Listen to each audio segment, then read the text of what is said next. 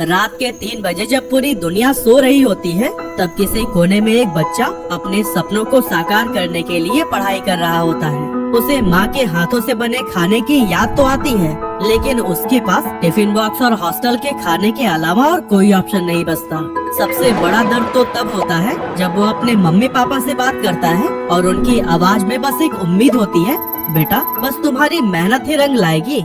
यह लाइन उसे और ज्यादा जोर लगाने के लिए मजबूर कर देती है।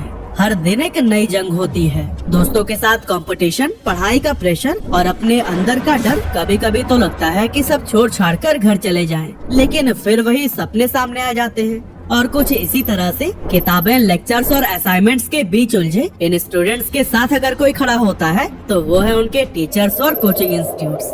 मैं तो इमोशंस में थोड़ा बह गया ना, लेकिन आज का टॉपिक ही एक ऐसे सर के बारे में है जो सिर्फ एज अ टीचर क्लासरूम में बच्चों को पढ़ाने के लिए नहीं जाने जाते, बल्कि क्लास के बाहर भी वो उनके मार्गदर्शक का काम करते हैं। जी हाँ, हम बात कर रहे हैं एनवी सर यानी कि नितिन विजय की। अरे भाई, जीतू भैया को तो जानते हैं ना, वही जीतू भैया कोटा फैक्ट्री वाले।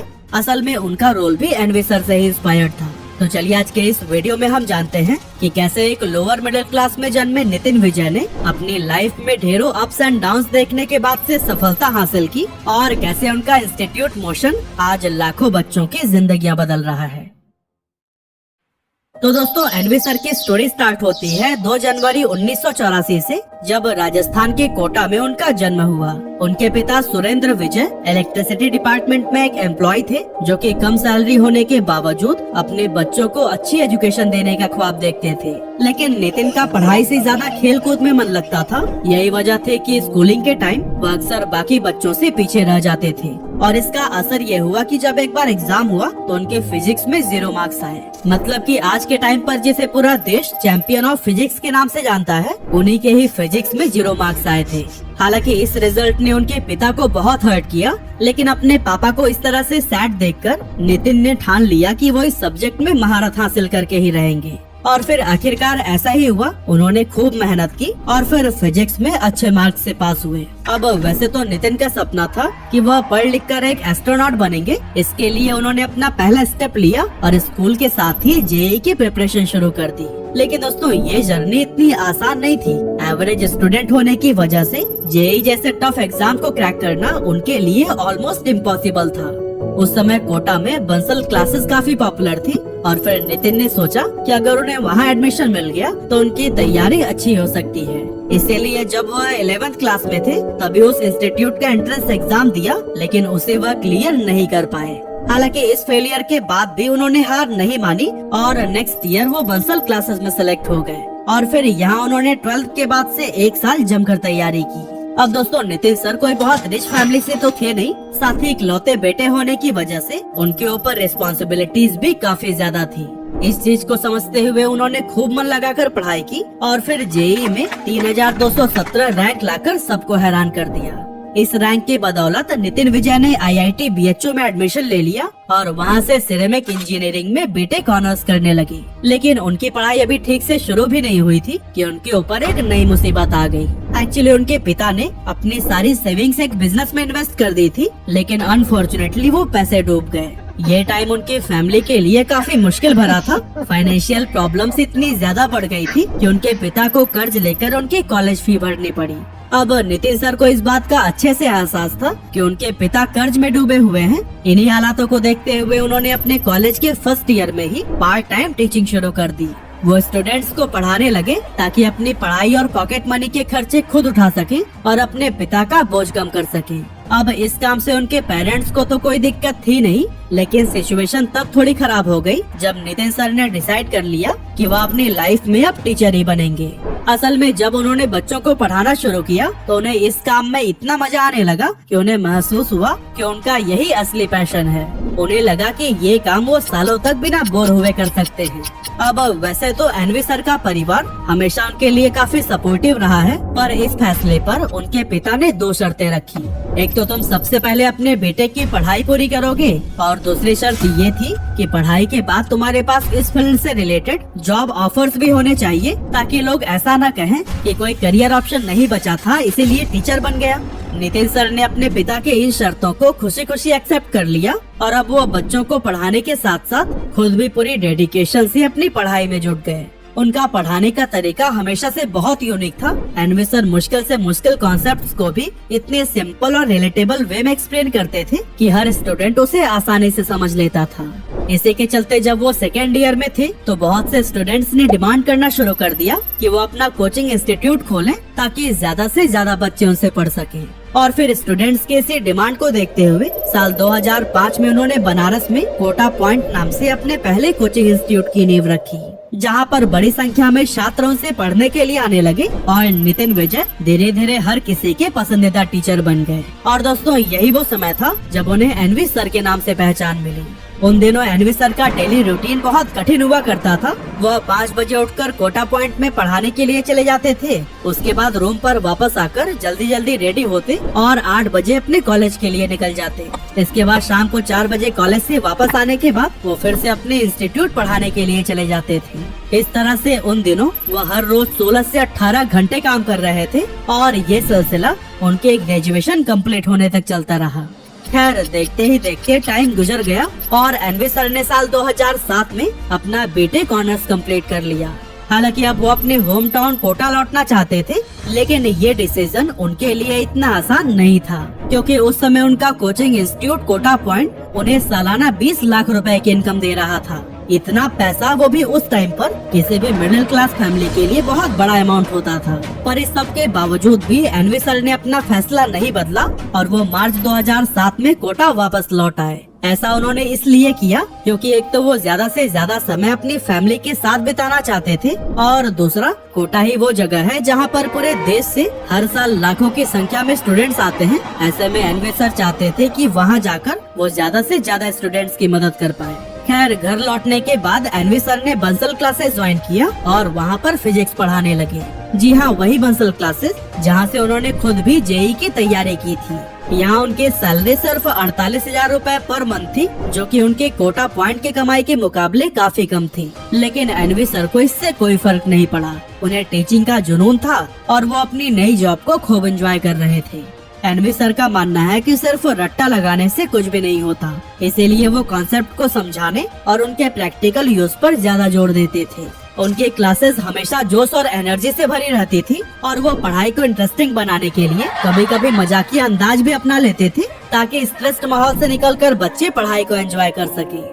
अब भले ही उनका पढ़ाने का तरीका दोस्ताना हो, लेकिन वो बच्चों की बदमाशियों को कभी भी नजरअंदाज नहीं करते थे और कभी कभी तो 15-17 साल के बच्चों को भी ज्यादा तंग करने पर वो स्केल मार देते थे। लेकिन बच्चे उनसे इतना प्यार करते थे कि उनकी डांट या मार का कभी भी बुरा नहीं मानते थे। बंसल क्लासेस ज्वाइन करने के चंद महीनों में ही एनवी सर सभी स्टूडेंट्स के पसंदीदा बन गए थे। पर वो कहते हैं ना कि कभी कभी आपका टैलेंट और सक्सेस ही आपका दुश्मन बन जाता है। एनवी सर के साथ भी कुछ ऐसा ही हुआ। असल में अपने अनोखे टीचिंग स्टाइल की वजह से एनवी सर बच्चों के बीच इतना पॉपुलर हो गए थे कि उनकी क्लासेस में भीड़ लगने लगी। अक्सर स्टूडेंट दूसरे टीचर्स के क्लासेस को छोड़कर उनके क्लास में आकर बैठ जाते थे और फिर उनकी इसी सफलता ने ही बंसल क्लासेस के कुछ पुराने टीचर्स को इनसिक्योर कर दिया और फिर उन्होंने बंसल सर से एनवी सर की शिकायत करनी शुरू कर दी। इन डर्टी पॉलिटिक्स का नतीजा ये हुआ कि अक्टूबर 2007 में बंसल सर ने एनवी सर को बहुत बुरा भला कहा और इंस्टीट्यूट से निकाल दिया। ये एनवी सर के लिए किसी बड़े झटके से कम नहीं था। एक ऐसा टीचर जिसने बच्चों को पढ़ाने में दिन रात की मेहनत की, उसे अचानक से बिना किसी गलती के इंस्टीट्यूट से बाहर का रास्ता दिखा दिया गया। इस घटना ने एनवी सर को बहुत स्ट्रेस में डाल दिया था। उन्हें समझ ही नहीं आ रहा था कि आगे वो क्या करें। लेकिन जब एनवी सर ने बंसल क्लासेस छोड़ी तो लगभग 1000 बच्चे पीछे पीछे उनके घर पहुंच गए, क्योंकि इन बच्चों को नितिन सर से ही पढ़ना था। और दोस्तों इन्हीं बच्चों ने ही उनके मन में उम्मीद जगाई और उन्हें अपना खुद का कोचिंग इंस्टीट्यूट शुरू करने की रिक्वेस्ट की। अब प्रॉब्लम ये थी कि इतने कम समय में कोचिंग इंस्टीट्यूट के लिए जगह कहाँ से लाएं?